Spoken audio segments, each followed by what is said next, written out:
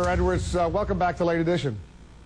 Thanks for having me again, Wolf. Let's talk a little bit about the economy. There's a lot of fear of recession. There's now talk the president is going to bring up some sort of economic stimulus package. The Democratic majority of the House and the Senate, the leadership, Nancy Pelosi, Harry Reid, they're saying they want to work with the president to try to improve the economic climate right now. If you were president, what would you immediately do to deal with this problem of jobs and economic recovery?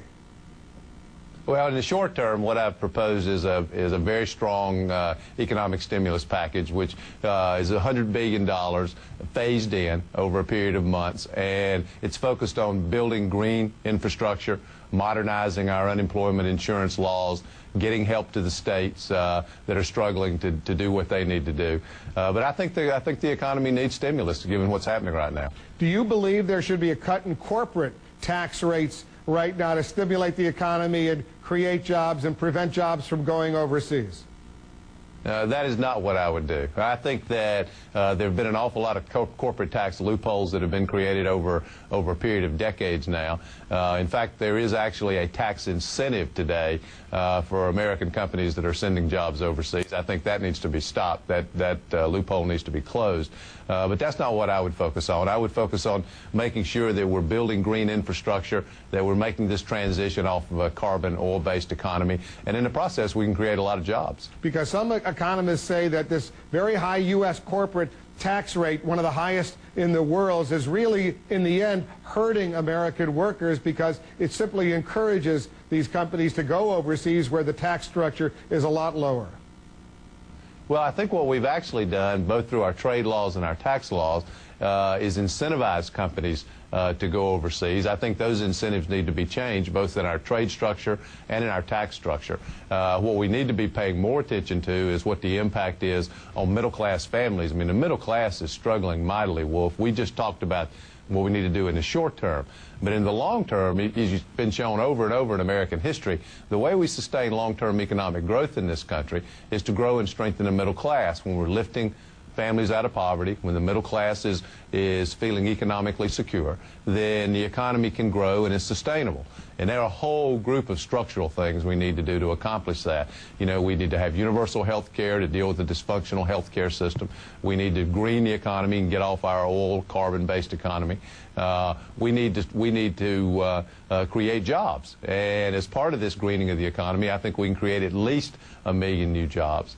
I think we ought to raise the minimum wage. It ought to go to $9.50 an hour. It ought to be indexed to go up on its own, and make it easier for kids to go to college who are willing to when they go to college. Basically, a whole set of ideas aimed at strengthening and growing the middle class. That's the long-term solution. Let's talk about what's happening in Iraq right now. This past week marked the first anniversary of President Bush's announcement of this so-called surge, the military enhancement, if you will, sending additional troops over there to deal with it. John McCain, arguably the front runner right now among the Republican presidential candidates, took a swipe not only at you but all of the Democratic candidates the other day in saying this. I'll play it for you. Sure. Every one of them, the leading candidates that declared the war lost, that said the surge couldn't succeed, maybe it's time that they fessed up that they were wrong. All right, you want to fess up and say you were wrong when it comes to the surge? No, I want John to say he was wrong. I know John very well, and I like him, but I disagree dramatically with what he just said. What's happened is the whole purpose for the surge, as stated by Senator McCain, as stated by President Bush, the whole purpose of the surge was to create an environment where there could be some political progress. Everyone recognizes that unless and until there's some political reconciliation between Sunni and Shia, that there cannot be stability in Iraq and no long-term control of the violence. And there has been no meaningful political progress. Well, they did pass the de-Baathification law just in this weekend. Yeah, they did, and that's a good thing. I mean, that was one of the big mistakes that Bremer made, was removing all the Baathists from the government. And this is a step in the right direction, but it still doesn't deal with the underlying problem of a serious reconciliation between Sunni and Shia. And until that happens, there cannot be stability in Iraq. And that was the entire premise for the surge. So, no, I think we have not done what needs to happen in Iraq has not happened. And my view about what America should be doing hasn't changed. So what do you think? What should the U.S. do right now if you were president? I would do a series of things. Number one, I would make it clear to the government and to the Sunni leadership that America is going to leave Iraq. I would show that by actually withdrawing a significant number of troops immediately. I would continue that redeployment over a period of 9 or 10 months. I would intensify our diplomatic efforts in the region, particularly with Iran and Syria, both of whom have an interest in a stable and secure Iraq, as long as America is not occupying Iraq.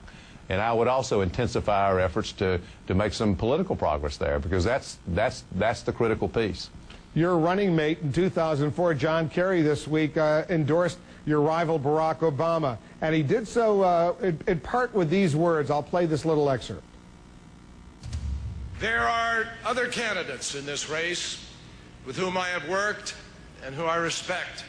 But I believe that more than anyone else, Barack Obama can help our country turn the page and get America moving by uniting and ending the division that we have faced. All right, I'm sure you're disappointed that John Kerry decided to endorse Barack Obama instead of you, but tell us what you think about this. Oh, I like John very much, and I have enormous respect for him.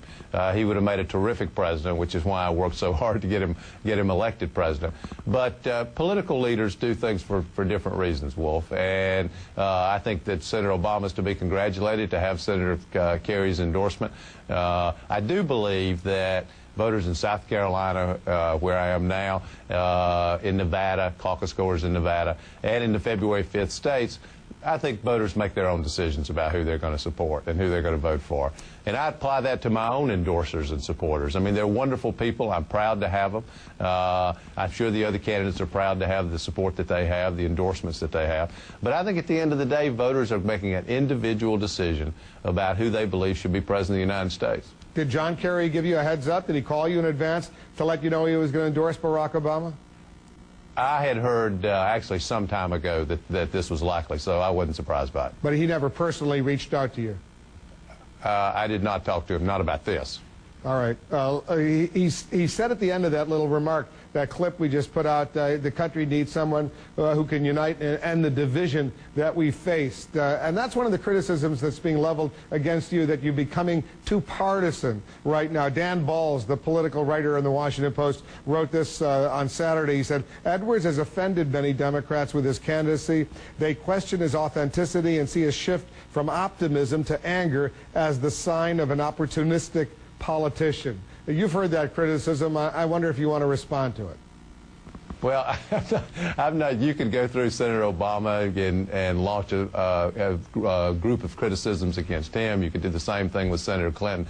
You know, the one thing from having done this before, Wolf, is it goes with the territory that some people are going to disagree with what you say and what you do when you run for president. That goes with leadership. I mean, if you're being strong and you're taking strong positions, that's to be expected. I actually think, and I believe deeply, that it is the responsibility of the president, and I would meet this responsibility, to unite America. We need a president who doesn't divide this country. We need a president who unites America. And we need a president who will work with the Congress and with the leadership of the Congress.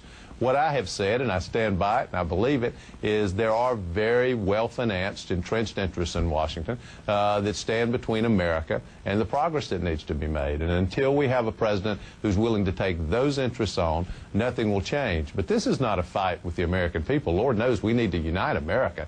And it's certainly not a fight with the leaders in Congress. South Carolina, the state where you were born, right next door to North Carolina, the state you represented in the United States Senate. We checked the first 9 days of this year on commercials, on political advertisements. The Edwards campaign has spent $1,856,000. Hillary Clinton's campaign, $460,000. Barack Obama, $609,000. You've spent obviously a lot more, at least so far, in South Carolina, which suggests, at least to some, that this state is do or die for you. Is it? No, I couldn't have been clearer, and I'll say it again. We're very much in this for the long haul. In fact, this week after the debate in Nevada on Tuesday, I'll be making a trip through several of the February 5th states. No, I'm very much in this for the long haul. I'm in it through the convention. I intend to be the nominee, and I intend to be President of the United States. You know, I've been through this, Wolf. I'm seasoned at it. I know what's required. Are we running hard in South Carolina? Yes, we're running very hard here. I mean, this is a place that I was born. It's a place where I expect to do well, and it's a place where I understand what's happening in people's lives in a very personal way. I mean, the middle class is struggling. They've lost an enormous number of jobs in South Carolina. The rural areas are having a very difficult time. I mean, I understand what's happening here, so yes, I'm campaigning very hard in South Carolina. But I'll do the same thing in Nevada, and I'll do the same thing in the February 5th states. I mean, I'm in this to be President of the United States, and the causes that are driving me in this campaign have not changed. If anything, they've become more important and stronger. Senator Edwards, good luck. Thanks very much for joining us. Thank you, Wolf, for having me.